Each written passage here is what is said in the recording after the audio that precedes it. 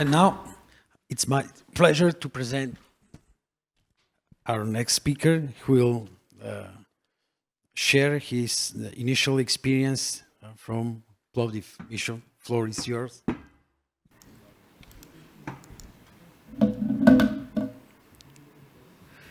So, hello everyone, my name is Mihail Kalnev.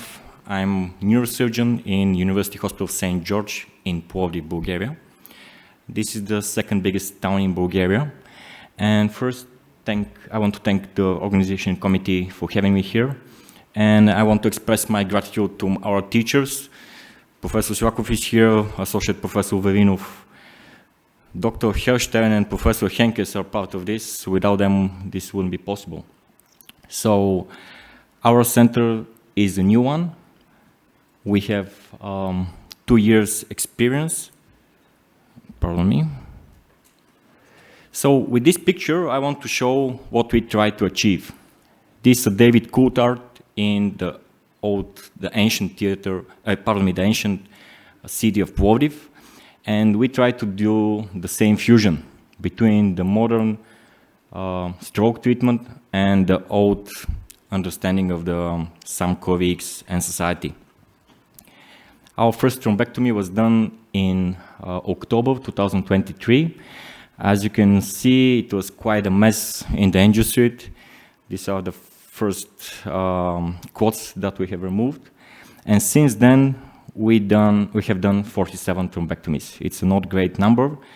And here I want to show where Plovdiv is. It's in the middle of Bulgaria. And actually, we're responsible for quite big region. So it's not only Plovdiv, but also several regions next to it. Our university hospital has 1,500 beds in 65 clinics. And Plovdiv is around 400,000 inhabitants unofficially. Official, it's 300,000 and more than 300,000. But with the other, so with the region in Plovdiv is more than 600,000, pardon me. So our stroke center is from the Department of Neurosurgery, Radiology, and Neurology, of course, not on last place, emergency department. We perform CT perfusion, CT angio. Unfortunately, we don't offer MRI perfusion. Usually, when the patient arrives in our department, so we start with CT, of course, CT perfusion if needed, FTPA, and here is in my opinion, our problem. We'll discuss this in a minute.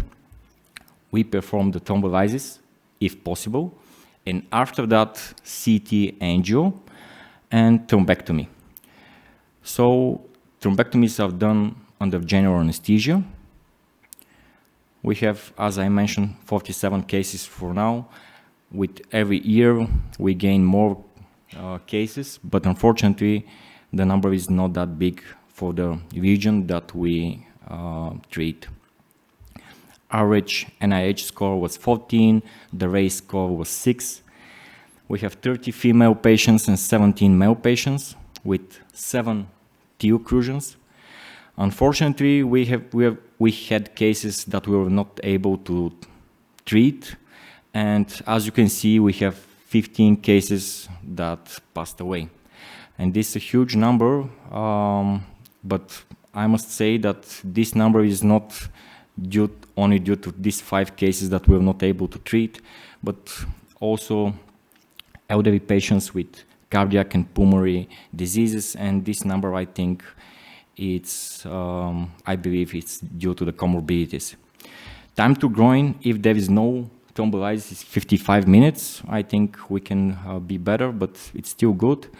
And this is something that I want to stress. We have only 11 cases that were so cases that were referred from other hospitals. This is one of our first cases in 2023. It's 28 years old female patient. I remember this case because first the lady was quite young.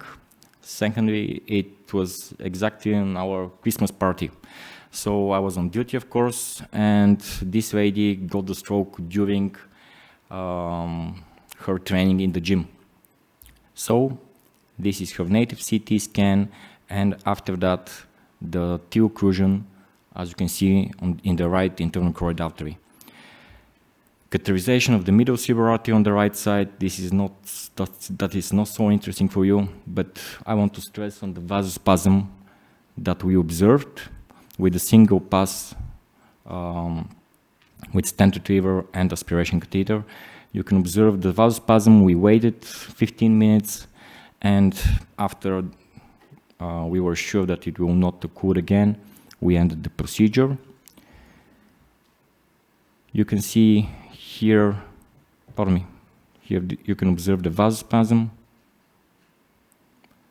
and 15 minutes later. And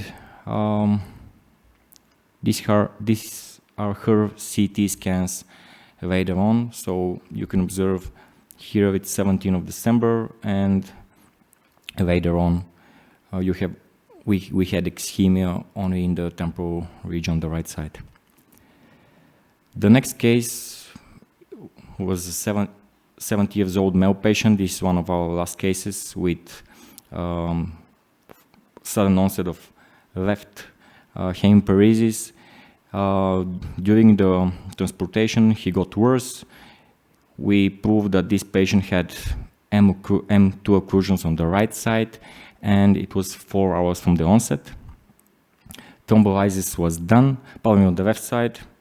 Thrombolysis was done. Here is the thrombus, and the thrombolysis was unsuccessful, so we went for thrombectomy.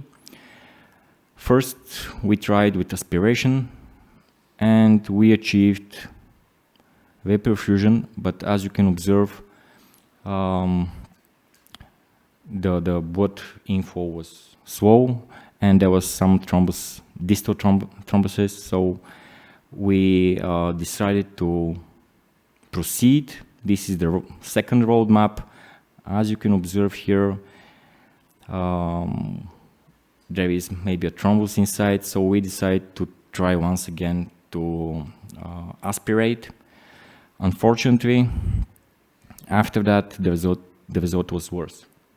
So now what? Of course, we placed a stent retriever, and after the stent retriever, the result was better.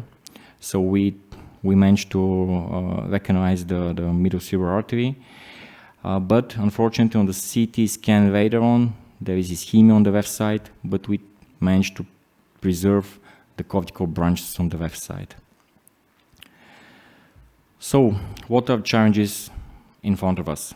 So, co-working with emergency services in the city and also in the other cities. We disappointed that we gained not that many cases from other hospitals.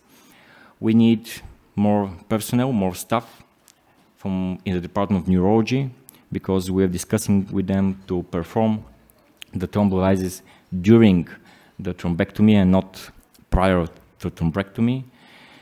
In my opinion, we should do also different simulations. This will increase our speed, and I think it's crucial. Education of the population is also really needed in Bulgaria, because most of the cases arrive late. Gaining trust in the colleagues. This is extremely important, because in my opinion, we can achieve more and we will get more cases if our colleagues from other hospital have trust in us, and not only this, but also know that they will get refund of their work, because as you know, in Bulgaria, they can do the thrombolysis, send the patient, and they will still get refund for their thrombolysis. And one of our problem is losing patients in the follow-ups. It's hard to explain the relatives that it's important to bring the patients back after 3 months and etc. for diagnostic. So this is also important. Thank you for your attention.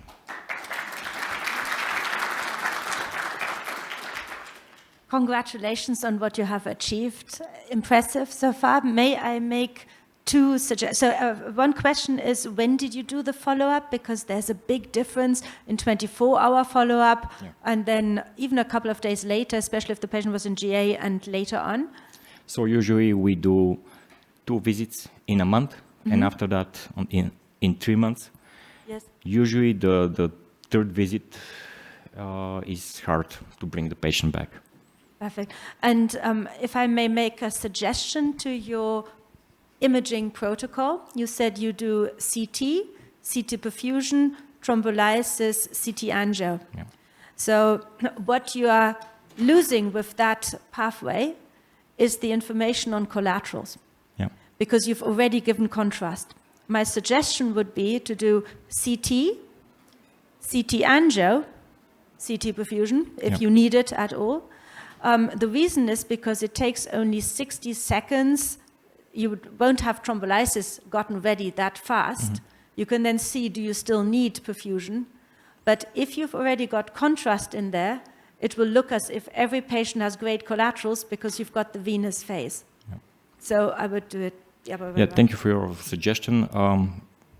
The problem is doing CT angio before the CT perfusion could be also tricky for the CT perfusion after that. And no, the CT perfusion you could even repeat even if you have contrast inside. Okay. So that would work. So the better pathway actually is CT, CT angio, CT perfusion. Okay. And we originally thought, okay, CT, let's do the thrombolysis and then go on. But actually, you're so fast nowadays for the next one. So, but great, congratulations. We now base lots of our decisions on the collaterals, especially on patients that are coming from farther away. And a patient that in the right timing has basically no collaterals will have to be at least rescanned. But often, if the collateral score is 0 or 1, according to TAN score, you have little chance. Thank you. We also put the perfusion before CT angio. The reason is this contrast could interfere with perfusion after CT angio. That is often this, from rapid the statement if you were using, but actually, no. Thank you.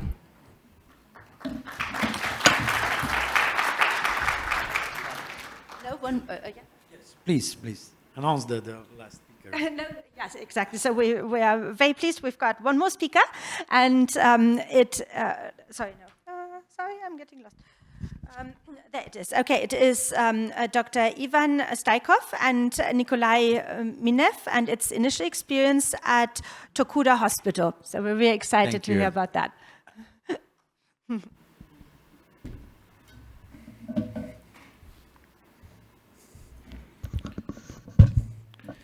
Hello, it's a great pleasure for me to be here as a neurologist to present our experience in endovascular treatment of acute ischemic stroke. As you all know, ischemic stroke is the second leading cause of death after cardiovascular diseases as heart attack and ischemic heart disease. And the main goal is to ensure recanalization. And for that, we are using Actilise in first 4.5 hours after stroke onset. Unfortunately, the result in patients with thrombosis of middle cerebral artery is, with good result, is less than 10% in patients with thrombosis of middle cerebral artery, and 10% in internal carotid artery. But if it is possible, we are using bridging therapy, so in first 4.5 hours. It is interesting, a couple of months ago, new guideline from American Heart and Stroke Association was established, and there are big changes in it.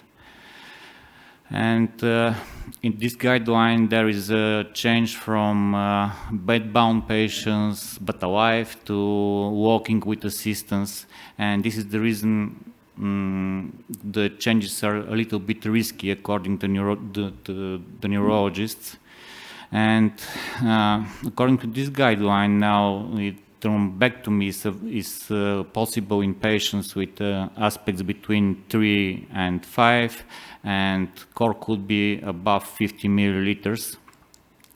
Also, middle vessels who could be worked if there is a disabling deficit like aphasia or hemianopsia without severe paresis. It was impossible till now. And no matter of risk of vessel perforation and symptomatic intracranial hemorrhage. We start in our clinic using tenecteplase as in patients with acute ischemic stroke, and but in recent guideline, American Heart and Stroke Association, it was preferred treatment for bridging therapy. It is easier to be for dosing. It is 0.25 milligrams per kilo with maximum dose 25 milligrams. And the most important thing that this is a single IV dose.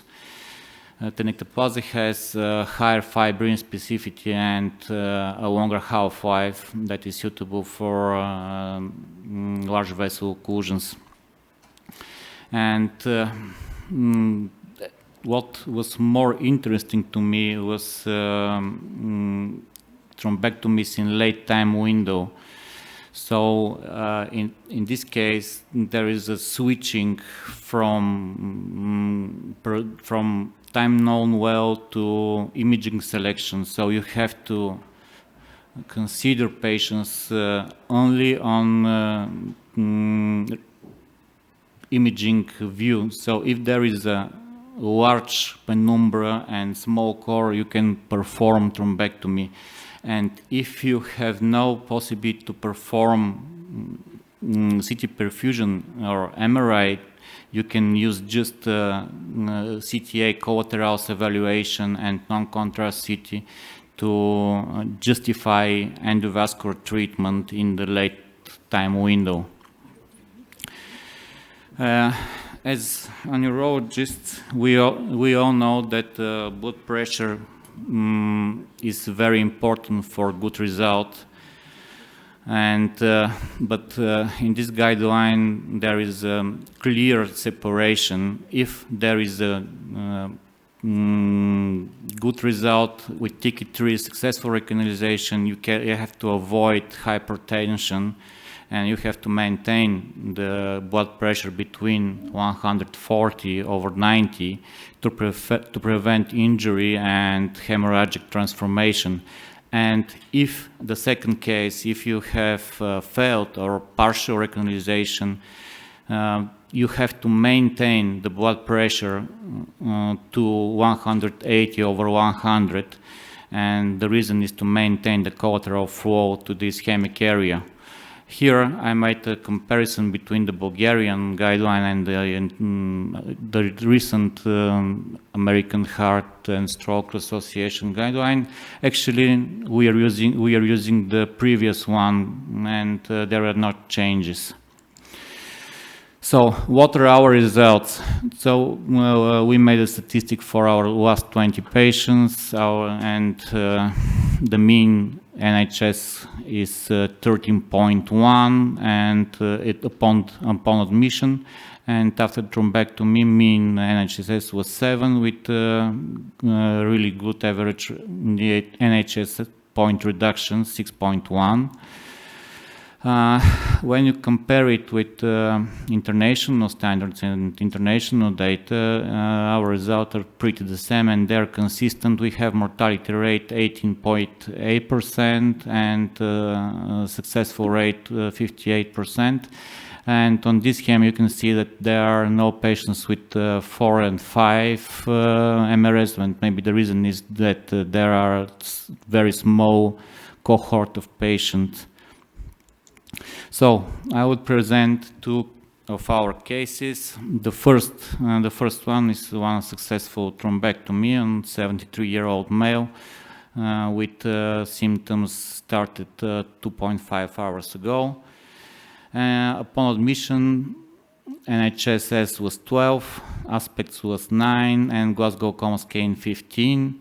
And as you can see, there is occlusion of M1 segment of middle cerebral artery. It was a standard technique. We use a guided soft tip catheter and React 71 for aspiration catheter and solid RX for stent retriever. If it is possible, we use stent retriever and aspiration catheter as and safe technique. Our door to needle was 50 minutes and door to groin was 101 minutes. As there is very good result with fully recanalization TK3 of middle cerebral artery, and NHSS was improved to 7 upon discharge, and MRS was 3, and we after 3 months the patient was with MRS 1 fully ambulatory. Actually, I'm impressed by the results of time to groin time of Dr. Kalnev from Plovdiv. It's 56 minutes. It's you're not supposed to reduce the time. You're great. The second patient has very good radiological result in the beginning, but not so good result in the end. It was 51-year-old male with obesity, untreated hypertension, type 2 diabetes mellitus, and chronic obstructive pulmonary disease. And in the beginning, he was very severe stroke with NHSS 16, Glasgow Coma Scale 12. Thrombosis of CT of M1 segment of CTA is clearly seen. And after that, we perform thrombectomy after tenecteplase. Patients was with very straight vessels, and we do just aspiration catheter. I think it was React 71 with pretty good result, with very fast. And tracalization was achieved in 258 minutes from stroke onset. We were very happy with the result, but on control CT we saw that there is a huge edema, and the patient got worse according to neurological examination.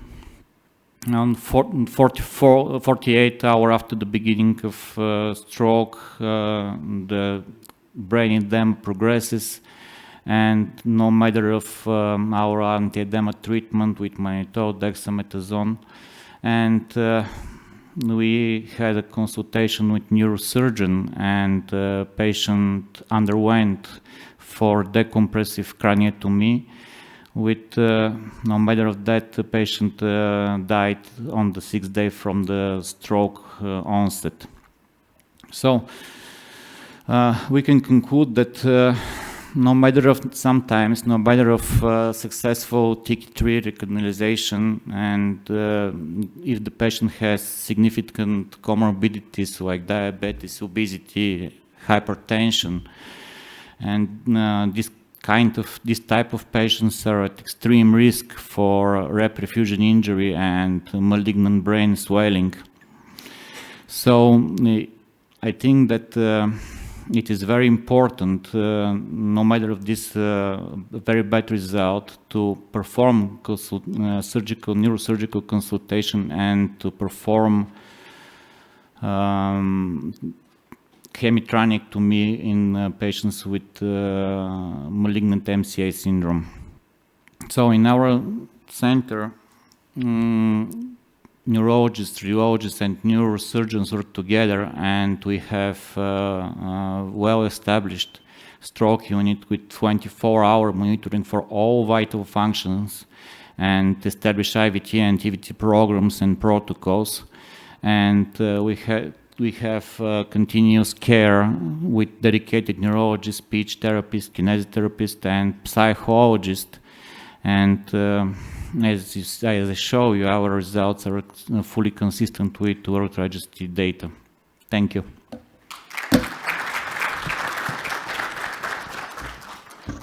Thank you very much. Any questions? No. Well, Yeah. thank you so much. With that, we conclude this session. And there's now a 20 minutes lunch break until it goes on here in this room with intracranial interventions. See you all later.